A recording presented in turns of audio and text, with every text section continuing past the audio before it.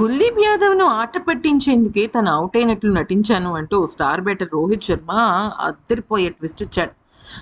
అయితే డీఆర్ఎస్ విషయంలో కుల్దీప్ పడ్డాడు. అంటే తను తొందర పడతాడు అనే విషయం తెలిసే ఇలా చేశానన్నాడు. అసలు రోహిత్ శర్మ ఫుల్ ఆన్ ఎనర్జీలోకెళ్ళిపోయాడు.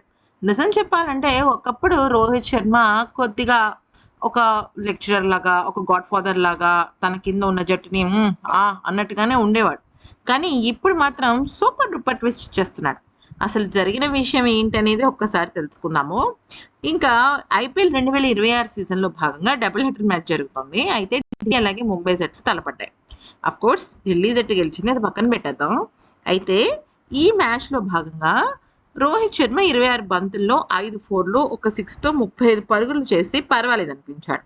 కుల్దీప్ యాదవ్ వేసిన 9వ ఓవర్‌లో రోహిత్ శర్మ స్వీప్ షాట్ ఆడే ప్రయత్నం చేశాడు. కానీ బ్యాట్‌ను మిస్ అయ్యి బంతి కీపర్ చేతిలోకి పడింది. క్యాచ్ అవుట్ కోసం కుల్దీప్ యాదవ్, కేఎల్ రాహుల్ గట్టిగా అప్పీల్ చేయగా అంపైర్ నాట్ అవుట్ అంటూ సింపుల్‌గా చేతులు 2 ఊపేశాడు. అయితే రోహిత్ శర్మ అవుట్ అయినట్లు ఎక్స్‌ప్రెషన్ ఇస్తూ క్రీజ్‌ను వీడుతున్నట్లు చేశాడు. అయితే దాంతో అక్షర్ పటేల్ రివ్యూ తీసుకోగా నాట్ అవుట్ అని తేలింది. దాంతో రోహిత్ నవ్వుతూ మళ్ళీ బ్యాటింగ్ చేశాడు. అయితే ఆ మరుసటి ఓవర్‌లోనే అతను అక్షర్ పటేల్ బౌలింగ్‌లోనే క్యాచ్ అవుట్‌గా వెనుతిరిగాడు రోహిత్. అయితే ఇక తొలి ఇన్నింగ్స్ అనంతరం హైయెస్ట్ రన్ స్కోరర్‌గా నిలిచిన రోహిత్ శర్మ ఆరెంజ్ క్యాప్ అందజేశాడు. ఈ సందర్భంగా బ్రాడ్‌కాస్టర్‌తో మాట్లాడిన రోహిత్, కుల్దీప్‌ని ఆట పట్టించేందుకే ఔట్ అయ్యానన్నట్టుగా నటించాను. లేకపోతే లేదు. ఎందుకంటే అసలు ఏం చేశాడంటే జస్ట్ బ్యాట్‌ని అలా కొట్టేసిన తర్వాత అది ఖచ్చితంగా ఔటే అన్నట్టుగా మైదానాన్ని వీడి వెళ్ళిపోతున్నట్టు చూసి చెప్పాడనమాట. అంటే రివ్యూతో సంబంధం లేకుండా నేను కాన్ఫిడెంట్‌గా ఉన్నాను ఔట్ అయిపోయినట్టుగా అని వాళ్ళకి తెలియజెప్పడానికి.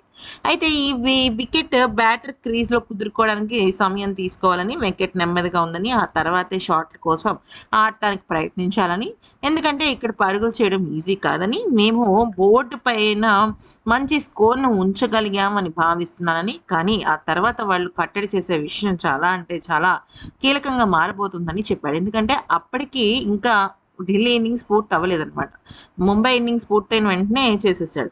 తొలి ఇన్నింగ్స్‌లో షాట్లు ఆడటం అంత ఈజీ కాదని, మా బౌలర్లు పరిస్థితులను ఉపయోగించుకోవాలి అన్న ఒక కాన్ఫిడెన్స్‌తోనే ఉన్నానని చెప్పుకొచ్చాడు.